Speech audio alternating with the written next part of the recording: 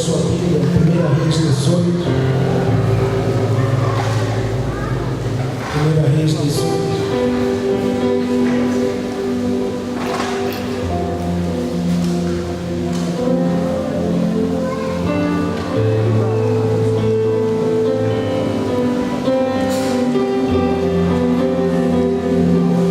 Espírito Santo,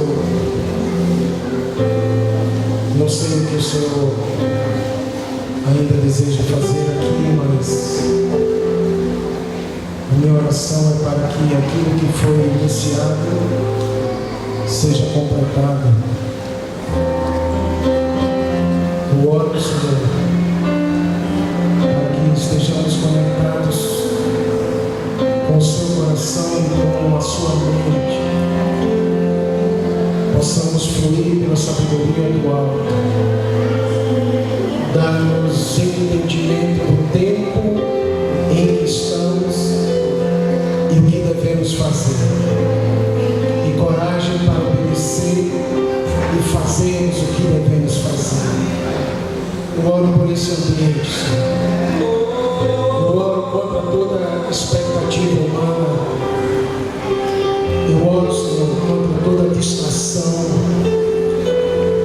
Eu oro chamando esse ambiente cativo e sujeito à autoridade do Senhor. Vem, Espírito Santo, se o Senhor não vem, não há sentido.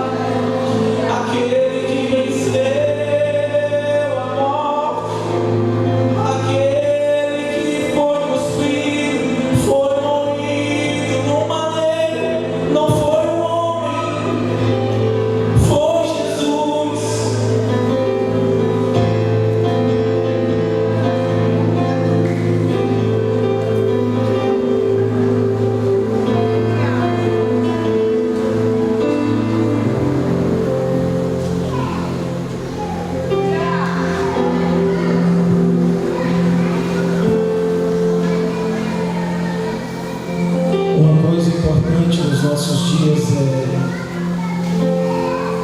é tempo de ouvir mais e falar menos. Por isso, vamos fazer um exercício aqui. Aprender a ouvir.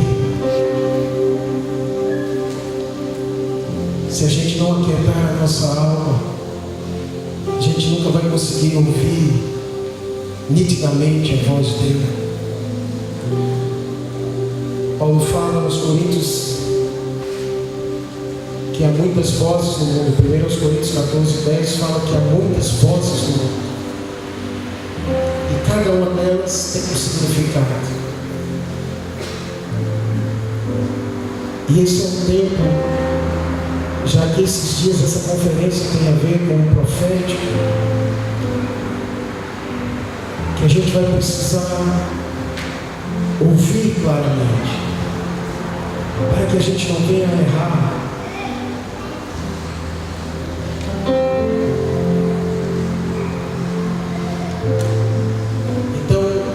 Está querendo ensinar a igreja sobre a arte de ouvir. Mas ouvir o que, se há tantas vozes como Paulo falou? Ouvir o que o Senhor está falando com a igreja, o que o Senhor pelo menos está tentando falar, tentando comunicar.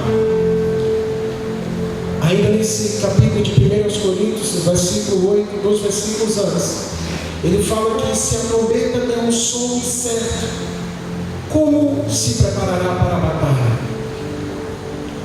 Então esse é um tempo que todos nós como igreja precisaremos desenvolver a arte do ouvir, porque em falar somos muito bons.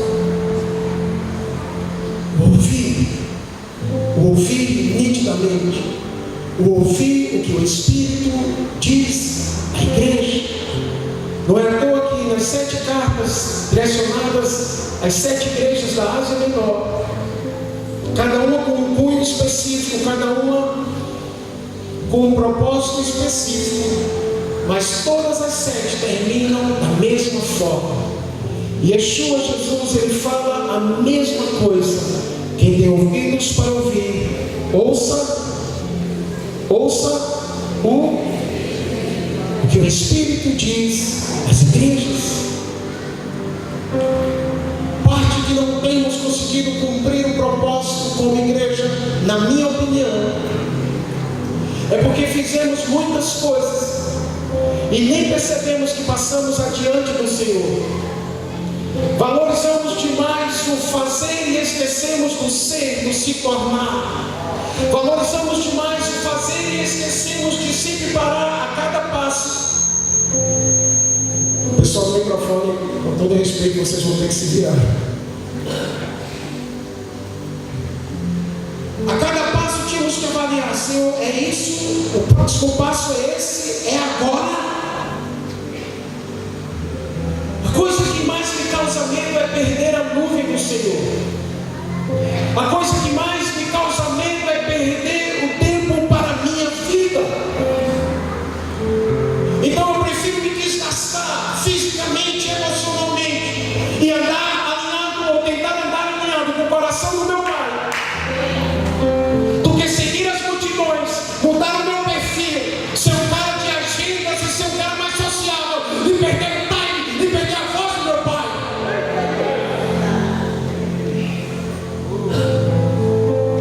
Saímos da caverna porque é necessário.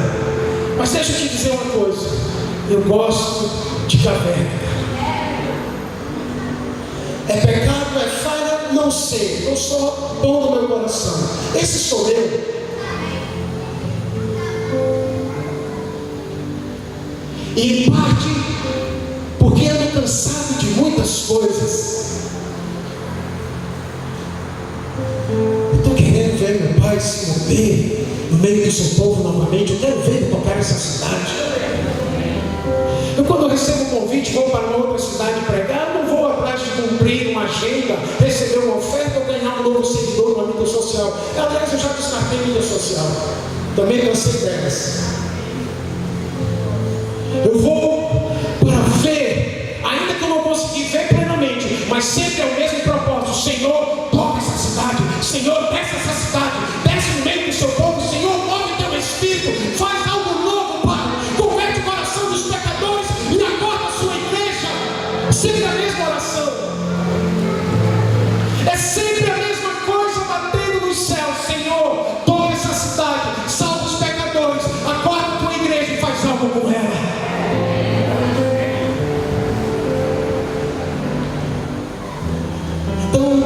A gente está aprendendo ainda algumas coisas, aprendendo a ser tolerante, paciente.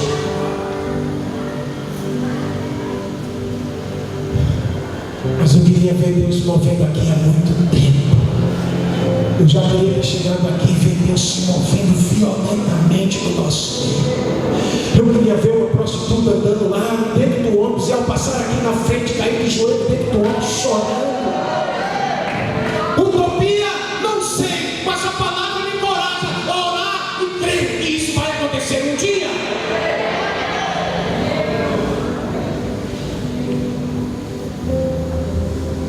Mas esse é o tempo de produzirmos um som correto, porque há muitas vozes no mundo e também dentro da igreja, cada uma produzindo um som.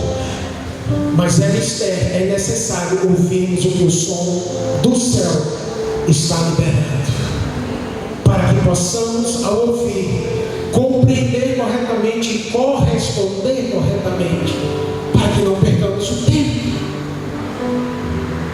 Para que não percamos o tempo.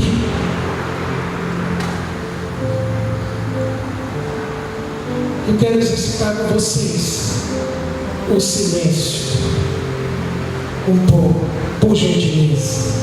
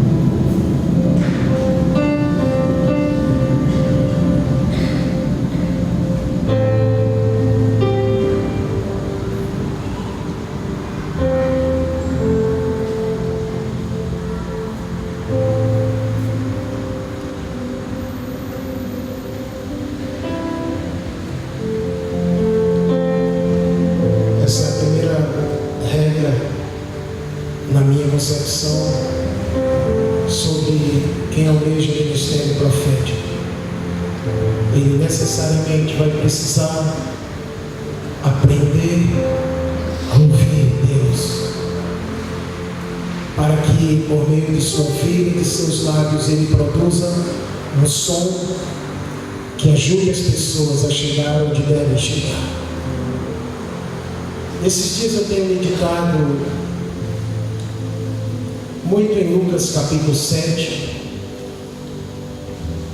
e a partir do versículo 18 nós vemos João Batista num tempo difícil na sua vida. Esse texto de Lucas 7 não fala sobre isso, mas o texto correlato a esse de Mateus 11 fala que nessa ocasião João estava preso. Ele tinha confrontado o pecado do rei, do autoproclamado rei dos judeus, um rei falso, e por conta disso ele foi preso.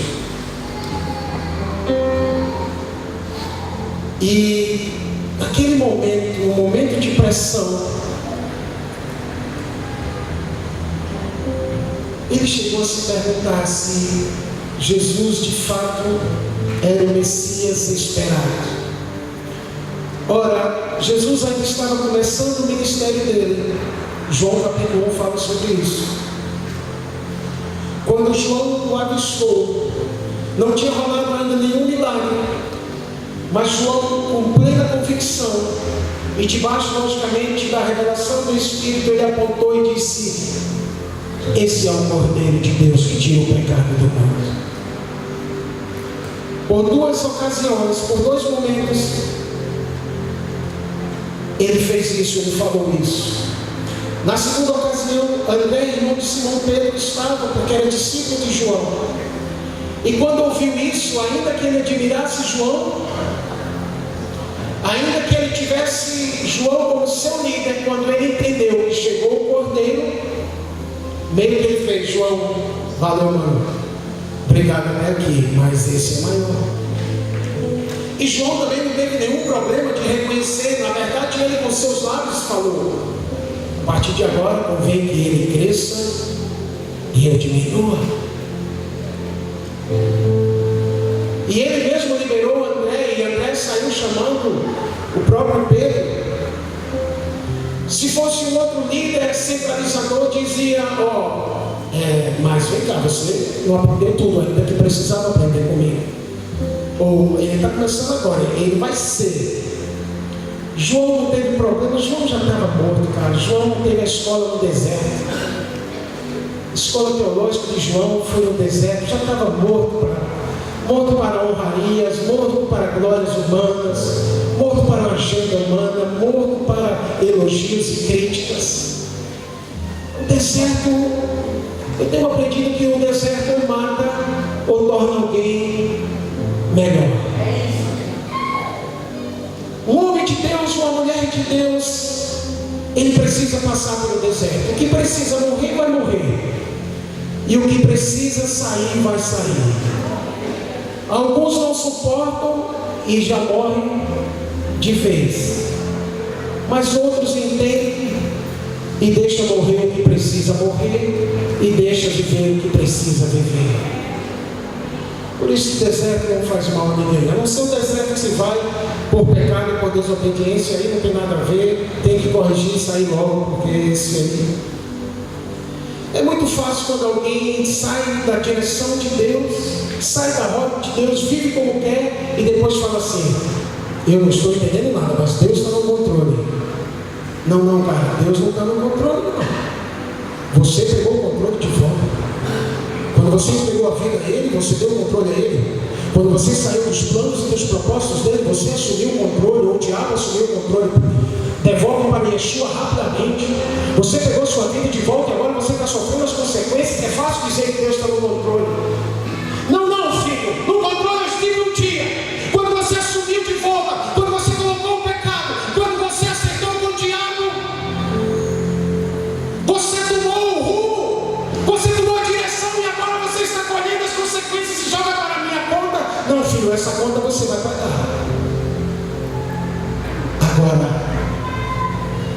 Se desejares voltar, arrepender e entregar novamente, eu assumo novamente.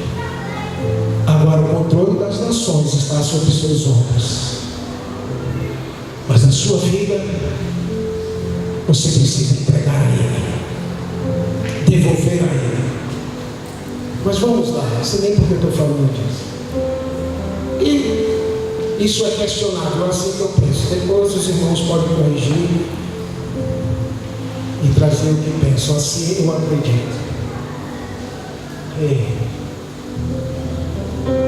Então João, ele estava debaixo de pressão, ele estava preso. Lucas 7, Mateus 11. E no momento de pressão, é impressionante como nossas convicções muitas vezes são abaladas, ou pelo menos nossas emoções ficam oscilantes. A gente começa até a questionar coisas que já são tão certas. Não sei se já aconteceu com alguém, ou só com o João Batista comigo, com o irmão ali, João Mar. Eu tinha combinado com ele. Quando eu falar, João Batista, levanta a mão. Mas em tempos difíceis, até muitas vezes aquilo que a gente tem convicção parece que é abalado. Já aconteceu com alguém, por favor? Ok. Os mais fracos levantaram as mãos. Mas vamos lá.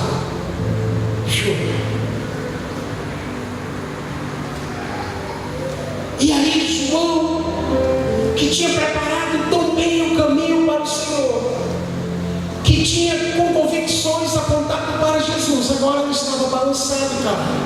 E é muito fácil agora criticar, como dizia Gregório, coloca as sandálias dele. Vai falar de alguém, primeiro veste as sandálias dele, cara. Anda nas pegadas dele. Vai comer o que ele come. Criticar João agora é fácil, mas vai comer no deserto gafanhoto mesmo. Então, e aí o Senhor pacientemente, sabiamente disse para os discípulos de João: olha, volta lá e fala dos sinais que estão acontecendo. Jesus queria imprimir novamente uma profunda convicção em João, porque Jesus já sabia que João não ia voltar vivo daquela prisão. E o coração do Messias, o coração do Mestre estava partido. Não era qualquer um, cara. Era um primo, mas era mais que um primo. Era um amigo pessoal, mas era mais que um amigo pessoal. Era um homem daqueles que Hebreus 11 viria a falar, dos quais o mundo não é digno. Jesus sabia disso. Sabia do quilate de João, que não é produzido em série. Homens como João Batista não é produzido em série. Ele não se enquadra na forma. É como um leão selvagem. Ele sai da montanha, ele desce da montanha, sai da floresta, ele ruge, mas não tenta detê-lo, não tenta domesticá-lo, não tenta padronizá-lo. Você não vai conseguir e você vai se arranhar lá. Por isso que no fundo nós não teremos a voz profética, a não ser que ela fale aquilo que é bom para o nosso ego e para o nosso ventre. Mas se denunciar o que está errado, não volta mais. Queremos a parte lá do ministério profético, aquela que é bom para nós, mas não queremos a parte B, a parte da denúncia do que está errado em nossa vida, em nossa cidade, em nossa igreja. Por isso que cansei de ouvir por telefone, às vezes que eu falava com o Gregório, e ele dizia: cara, eu não volto mais. Então, igreja, me chutaram de lá, cara. Rodrigo,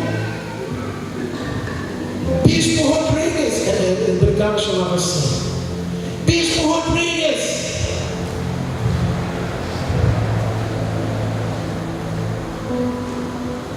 Porque era um leão selvagem que reproduzia um som e que muitas vezes era desagradável para o nosso ego, que queria ser massageado. Assim eu penso. Essa conferência é profética, então vamos falar verdades nesses dias aqui, sem arrudeio.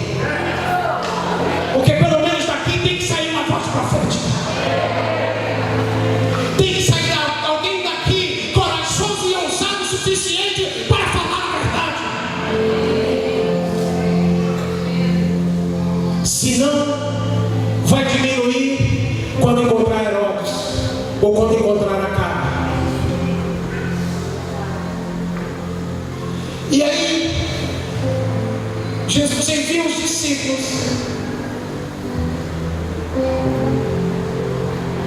e depois ele começa a falar para a multidão que ficou. Vem cá, gente, o que vocês saíram a ver no deserto quando foram ter com João? Vocês viram um homem, um caniço agitado pelo vento, ou seja, um homem constante que mudava de acordo com quem estivesse ali? Vocês foram ver um homem oscilante e vacilante que mudava o teor da sua mensagem de acordo com quem chegasse? Vocês chegaram a ver um homem que tratava os governantes de uma forma e os mendigos de outra? Eu não aguento mais isso. Eu não aguento mais acepção de pessoas, acepção de pessoas, acepção de pessoas, até sair corretamente. Porque eu tenho que produzir o som correto. Não me importa de falar errado, eu vou reproduzir até falar correto. Acepção de pessoas dentro da igreja.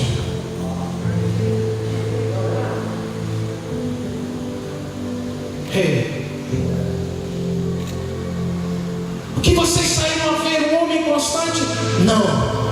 Vocês saíram a ver um homem vestido de trajes reais? Muito menos. Os que vestem trajes reais estão nos palácios. O que vocês saíram a ver? Um profeta? Eu vos digo, muito mais que profeta. E aqui vem a segunda lição sobre o ministério profético. Porque quando perguntaram se era profeta pelos fariseus, João disse: sou nada. Se você levanta a bandeira e diz que é profeta, já começou ruim. Deixa que outros falem. Não te preocupa como vão te chamar, te preocupa em como você vai viver. E no Brasil, eu vou logo falando, há muita fumaça e pouco fogo. Muito título e pouca função correta, bíblica, pelo Espírito. Hey.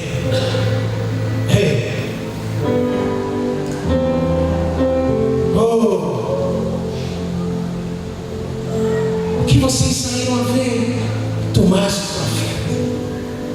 Mas deixa eu dizer uma coisa: o menor no reino dos céus ainda será maior que ele. E aí Jesus começa a falar algo muito interessante relacionado a não terem compreendido quem era João, discernido no Espírito, sobretudo os fariseus. Aí ele fala assim, versículo 29 de Lucas 7: todo o povo que o ouviu e até os publicanos reconheceram a justiça de Deus, tendo sido batizados com o batismo de João. Mas os fariseus e os intérpretes da lei rejeitaram quanto a si mesmos o desígnio de Deus, não tendo sido batizados por ele. E aí ele fala algo que tem muito a ver com o que eu comecei a falar aqui sobre silêncio para ouvir corretamente, silêncio para discernir o tempo em que estamos, para correspondermos corretamente. Aí ele fala: a quem compararei esta presente geração? Compararei a meninos que sentados nas praças tocaram flautas e disseram uns para os outros. Aí antes de eu mencionar esse texto, deixa eu perguntar: quem aqui em brincadeira de criança já discutiu com um colega, com uma colega, porque não se entenderam acerca do que deveriam brincar? Um queria brincar de bola e o outro queria brincar de esconde-esconde. Já aconteceu com alguém? Ok. Metade teve infância, né? Desculpa eu outra metade, gente, mas era muito bom essas brigas de quando não se entendia. Quem já passou por isso sabe. Quem já passou? Essa geração ela é confusa. É comparada a meninos que chegam uns para os outros e dizem: olha, a gente tocou flauta, vocês não dançaram. A gente tocou um som de lamento e vocês não choraram, não prantearam. Afinal de contas, o que vocês querem? Por incrível que pareça, eu ouço o Senhor falando a mesma coisa com a nossa geração.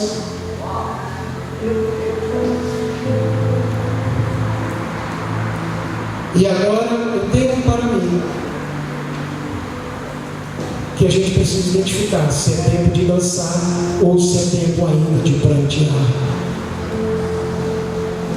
Pela ordem das coisas, primeiro vem o choro, depois vem a alegria. O choro dura uma noite, que às vezes dura mais do que 12 horas, mas é certo que a alegria vem pela manhã.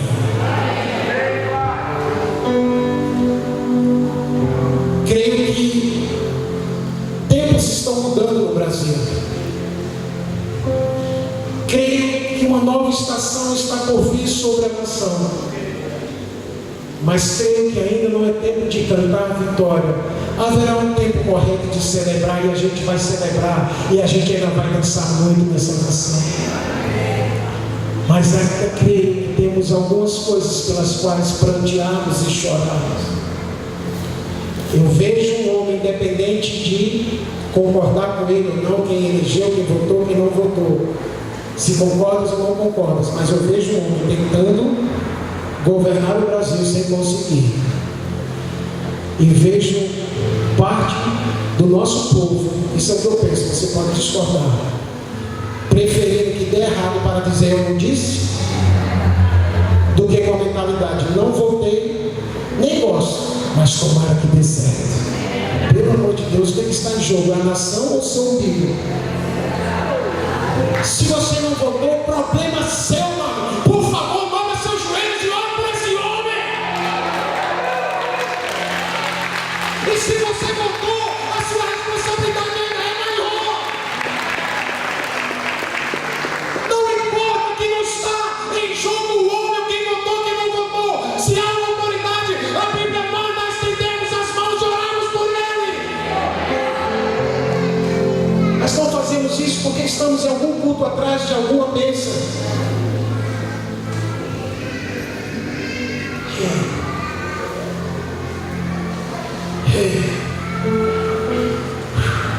Não temos tempo para orar pela nação, pelos governantes, porque estamos ocupados demais. Porque afinal de contas eu acordo muito cedo e tenho que ir trabalhar muito cedo. E antes de trabalhar eu preciso ver o mocinho dando bom dia no WhatsApp. É por isso que as coisas...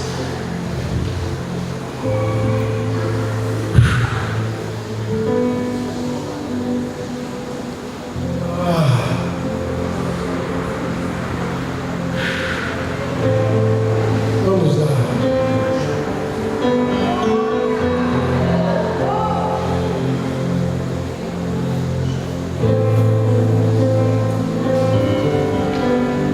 Veio João não comendo nem bebendo, e vocês dizem que ele tem demônio. Veio o filho do homem comendo e bebendo, e vocês dizem, aí está um glutão e bebedor de vinho, amigo de publicanos e pecadores. Mas a sabedoria é justificada por todos os seus filhos. Meu Deus, que sentença Jesus deixou sobre aquela geração. Mas vamos lá, eu vou ser muito breve, a hora está avançada. Lucas 18, eu não tinha esquecido que tinha pedido para vocês abrirem, mas eu precisava falar isso que estava no meu coração. Já são 10 horas e eu gosto muito de respeitar horários.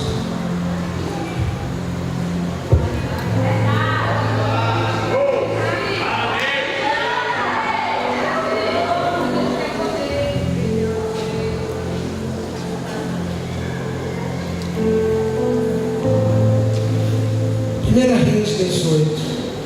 Não era sobre isso que eu iria pregar. Estamos construindo alguns dias um entendimento pessoal sobre a igreja de Éfeso para os nossos dias. Eu estou chocado. Hoje eu e minha esposa ficamos chocados na mesa de manhã com algumas coisas que temos conversado e na nossa limitação começado a compreender. sem influência de YouTube, livros, conferencistas, tudo isso é importante e cumpre o propósito. Mas nesses dias eu estou dizendo, Senhor, muito obrigado por todo o jantar, almoço, café que eu comi aí fora. Mas nesses dias a gente vai cozinhar dentro de casa. E antes de servir para os corajosos que andam com a gente serve um ao outro para ver se dá certo. Até agora está dando. Pode não ser uma grande picanha ou lasanha, mas é fresquinho, não vai te fazer mal.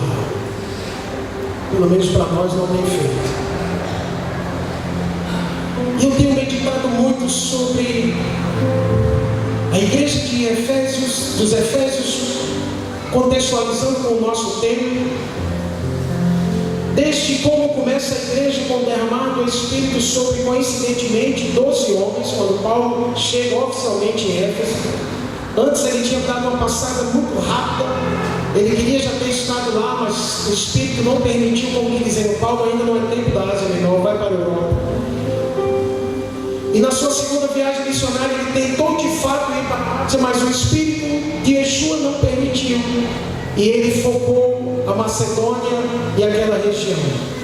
Só no final, já voltando para Cesareia, para dar satisfação aos discípulos do que Deus tinha feito e estabelecer um tempo na sua base de operação, Antioquia, é que ele passa rapidamente em Éfeso, vê a dimensão da obra naquele lugar, a responsabilidade que estava sobre aqueles irmãos, e ainda deixa Priscila e Áquila e volta para Jerusalém e Antioquia.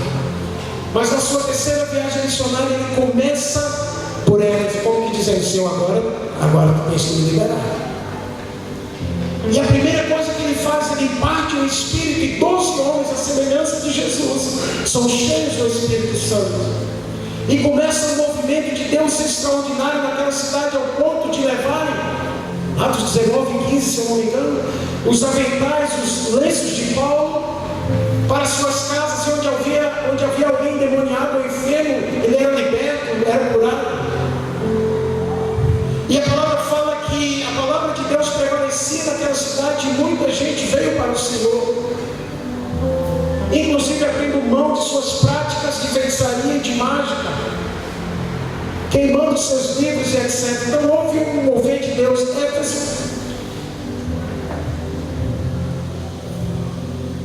Para mim tem muito a ver com o contexto nosso de igreja nesses dias.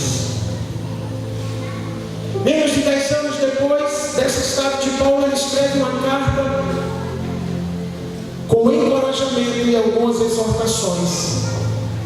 Entre elas, ele fez 2 orações, eu não vou mencionar, mas está lá, Efésios 1, Efésios 3. 2 orações que a gente precisa tentar pelo que Paulo orou pelos irmãos, para que venhamos orar por nós e pela igreja do Cordeiro nesses dias.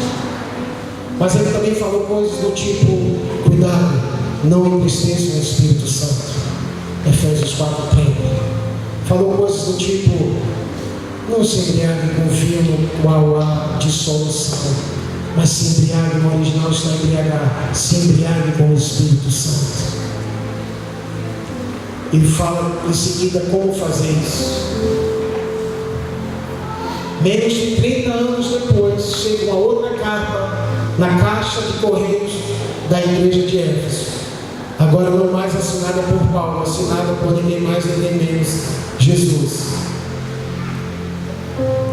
E resumindo, ele dizia assim, eu tenho visto as obras de vocês. Vocês têm muitas obras. Vocês têm perseverança. Vocês têm trabalho. Vocês não suportam os homens maus, e puseram à prova aqueles que se dizem apóstolos e não são, e os achastes mentirosos. Sim, vocês têm perseverança, e suportaram até provas por causa do meu nome. E tudo isso eu vi, está registrado. Mas eu tenho algo contra vocês, vocês abandonaram o primeiro amor. Isso é uma advertência para os nossos dias. E ele denuncia as obras dos nicolaítas. E estamos estudando sobre esses caras. Eu estou com muito medo, Júnior, de que esses caras estejam de volta. os pais dos nicolaítas. Mas não se preocupe, eu não vou falar sobre isso hoje, porque o Espírito de Jesus me impediu de falar sobre isso hoje. Eu quero falar sobre os primeiros passos de um ministério profético, porque eu senti no meu espírito que alguns que estão aqui, ou talvez muitos que estão aqui, serão ativados no ministério profético. Não estou dizendo que todos serão profetas, porque esse, segundo Efésios 4:11, é Deus que concede. Mas eu senti no meu espírito que muitos que estão aqui nesses dias serão ativados no ministério, ou numa movimentação, melhor dizendo, profética. Entendimento correto, audição correta, movimentação correta. A igreja nesses dias precisará ser uma igreja profética. Precisará ser uma igreja profética. Ela precisará ser uma igreja de fato apostólica e profética. Em 1 Reis 18 nos dá algumas dicas a partir do versículo 41. Observe aí, por favor. Eu não passo mais do que pouquíssimos minutos. Era muita coisa para falar. Vamos lá. E Elias disse a Acabe: vá comer e beber. Só lembrando que aqui tinha acontecido algo tremendo lá em cima do Monte Carmelo.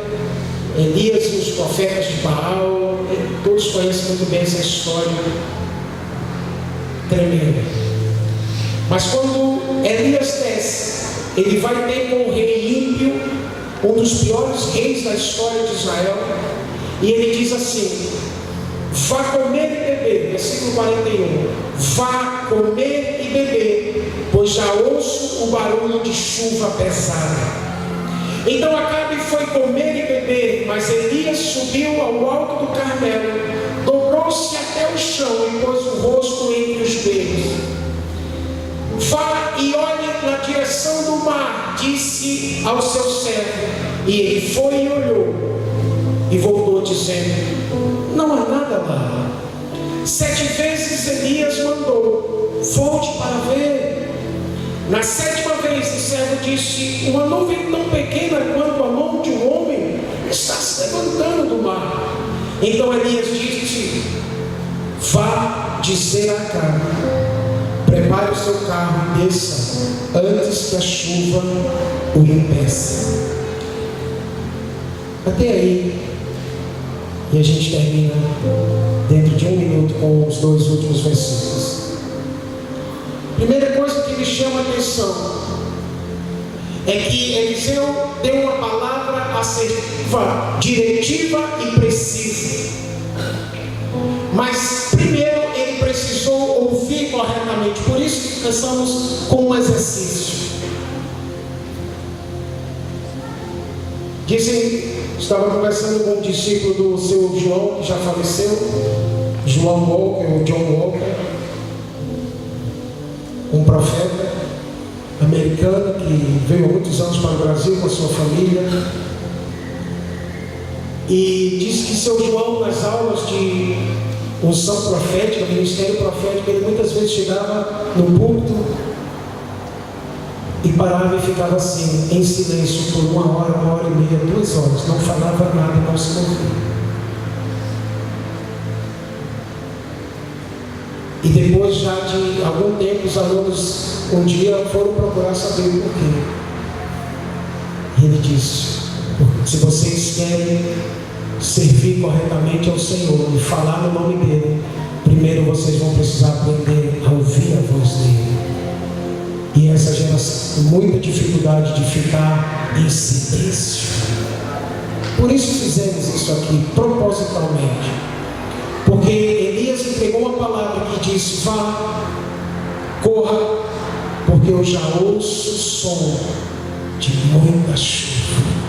Ou seja, em primeiro lugar, ele ouviu corretamente. Em segundo, entregou uma palavra precisa. não uma profecia que traria dúvida, de forma muito clara e precisa, ele disse: agora pode correr, porque vem som. Eu ouvi um som de um barulho, como diz na versão NVI, um barulho de chuva pesada. Então ele ouve e ele aponta. Depois ele vai fazer a sua parte da profecia. Isso é algo que não nos foi ensinado de forma geral. O quê? Ao entregar uma palavra profética, seja no nível pessoal, seja no nível nacional, seja para uma igreja local, para uma cidade, independente. Meu filho entregou, entreguei. Ok, agora joelhinho dobrado, e vai gerar e vai assumir a criança. Vai assumir a profecia que você entregou e vai gerar lá no Espírito em intercessão, de joelhos dobrados até aqui. Vocês entendem? Profetizar não é a parte mais difícil. Agora você vai ter que colocar-se numa posição como uma mulher grávida até que o filho nasce. Essa é a parte que geralmente a igreja não gosta, porque a gente aprendeu com a posição de receber. Então entregou algo, que bom, agora vá gerar até que aconteça. E Elias faz a sua parte. E agora ele entra no quarto passo: ensinar a próxima geração a ver corretamente. Ele chama um dos moços dos profetas, um dos jovens, e diz: vai lá e vê se você já está vendo o que eu estou vendo, o que eu falei. O cara vai a primeira, vai a segunda, vai a terceira, vai a quarta, vai a quinta, vai a sexta. Ele diz: eu não estou vendo nada, mano. Vai de novo, cara. E aqui vem um segredo para nós. Os profetas mais experientes vão precisar ser pacientes com a geração de profetas, porque é até que eles consigam ver. E muitas vezes eles não vão ver na dimensão que os profetas experientes estão vendo. Mas quando ele começar a ver pelo menos uma nuvem do tamanho de uma mão humana, é o início de que ele já começou a ver corretamente. A minha pergunta é: o que estamos vendo? O que estamos ouvindo nesse tempo? Quando o menino volta e diz: eu vi, mas ainda é do tamanho de uma mão humana. Ok, suficiente. E agora o último estágio. Elias se dirige ao governante, a Acabe.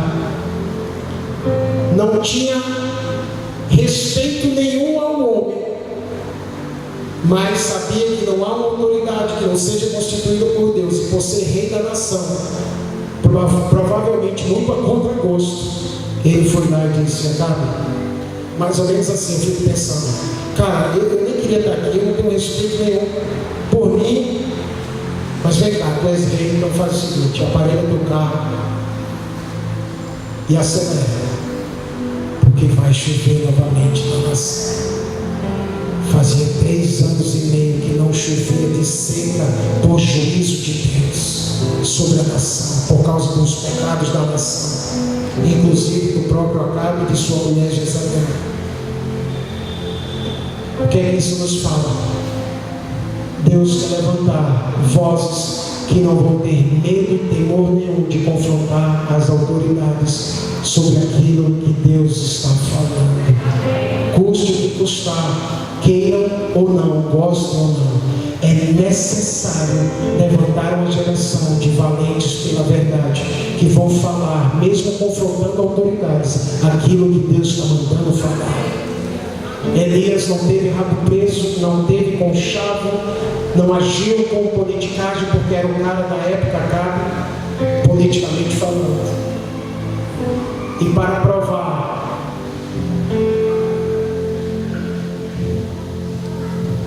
que de fato a mão de Deus estava sobre ele, quando Acabe sai no seu maravilhoso carro, Elias passa por ele achado, como que dizendo: cara, eu não devo nada a você, você pode ser rei, mas você não me compra, você não me tem, a minha vida pertence ao Senhor, debaixo da unção dele que eu vou cumprir o meu ministério. Então era isso isso que eu gostaria de deixar uma palavra mais didática.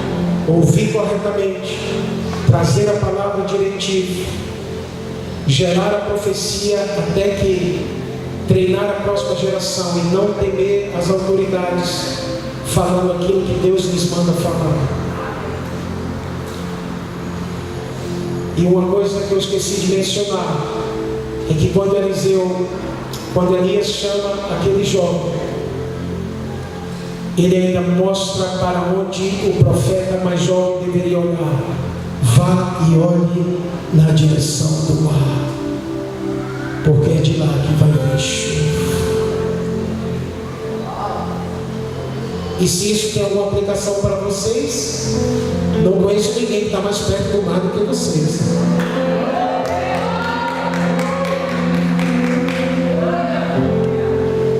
Uma pessoa vibrou, uau! É porque talvez a gente já pensou, ele vai chover, então eu vou me molhar.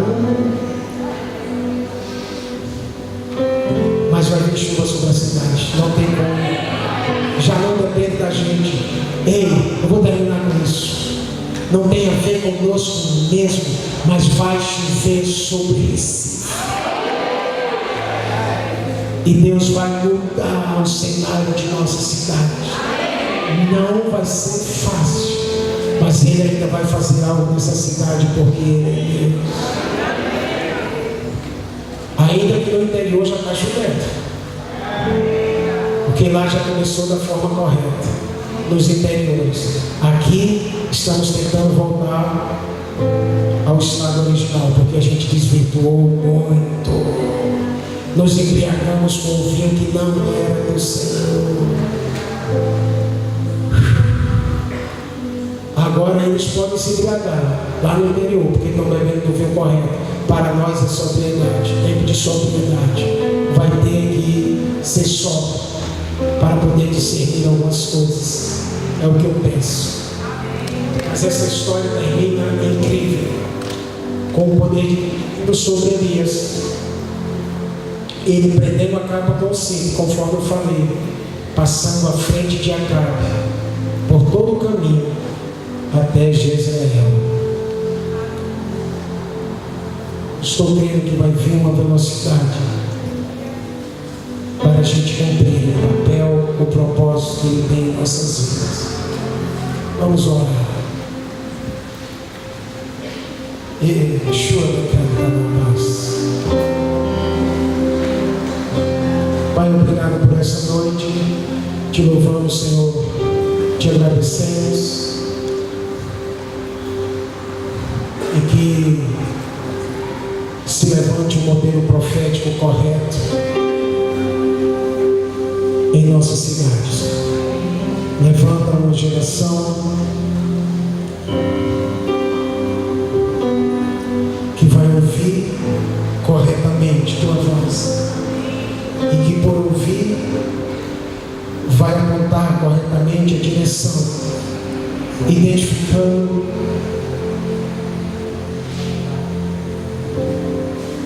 o lugar correto para a próxima geração estar ou ir.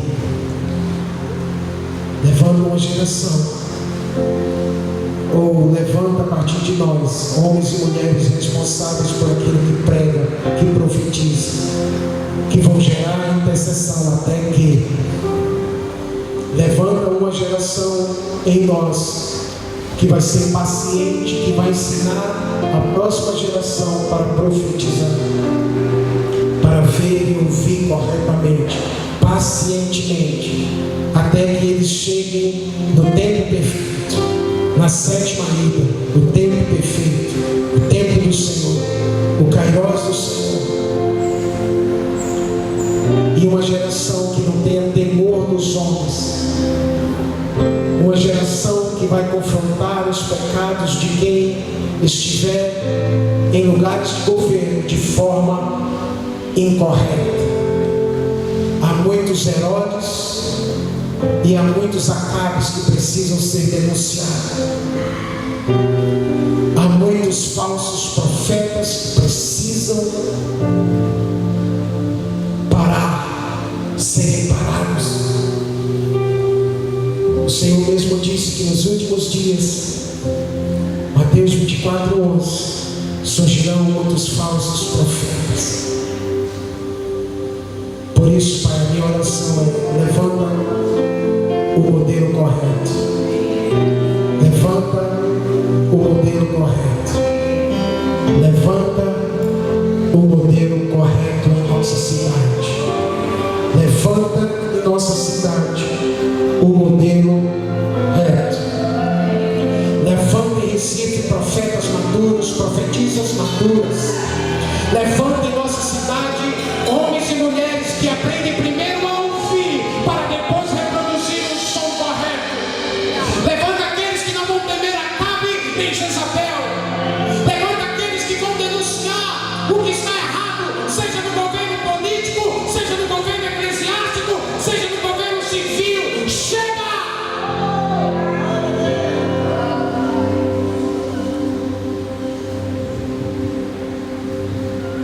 Levanta, como dizia seu filho Gregório, os valentes pela verdade.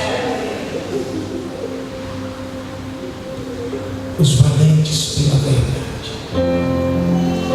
Os valentes, as valentes pela verdade.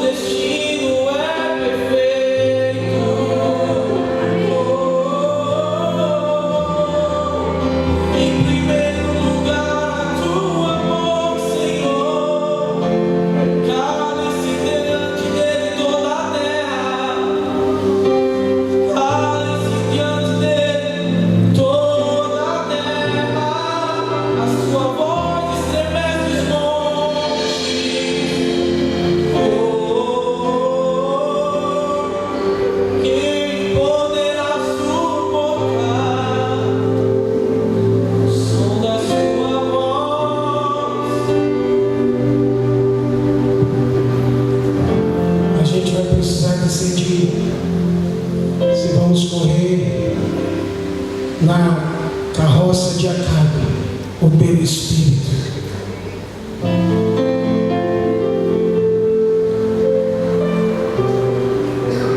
Provérbios 29 tem um versículo que diz: muitos, 19 e 26, buscam o favor que governa, mas para o homem a justiça vem do Senhor.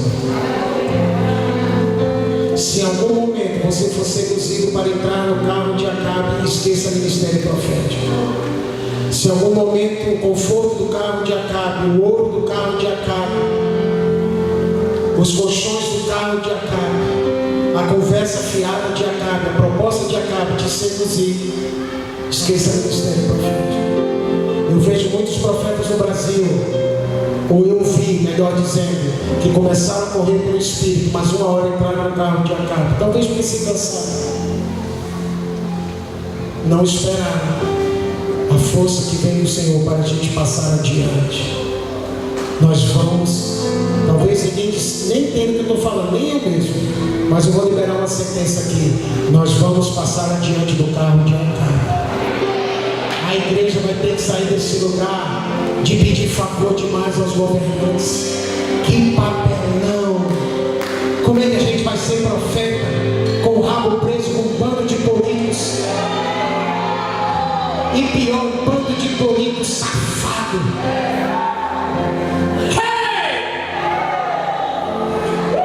É assim. Talvez para a pessoa errada, mas é assim que eu penso e é assim que eu vou falar. Ou é conferência profética só no título? Então vamos ser proféticos. Enquanto a igreja é levada pelo vácuo da carruagem de Acabe, nada vai acontecer nessa nação. Enquanto a gente está preso aos favores, aos recursos para fazer, cara, se não tem dinheiro, vai orar até que Deus mande os recursos. Mas estamos presos aos conchados políticos. Quando o Espírito do Senhor quer nos levar adiante,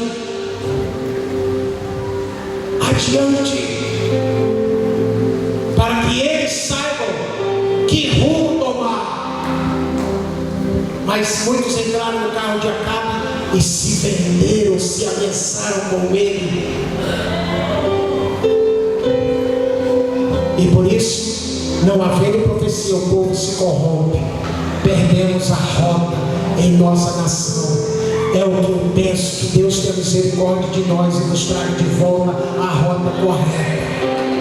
E que a voz profética, gostando ou não, seja novamente ouvida em nossa nação. Que Deus levante os valentes pela verdade. Que Deus os abençoe. Obrigado pelo convite. Até a próxima. Talvez eu não possa demorar muito, porque minha filha mais nova não está bem de saúde. Mas foi uma bênção estar com vocês. Que Deus os abençoe em nome de Jesus.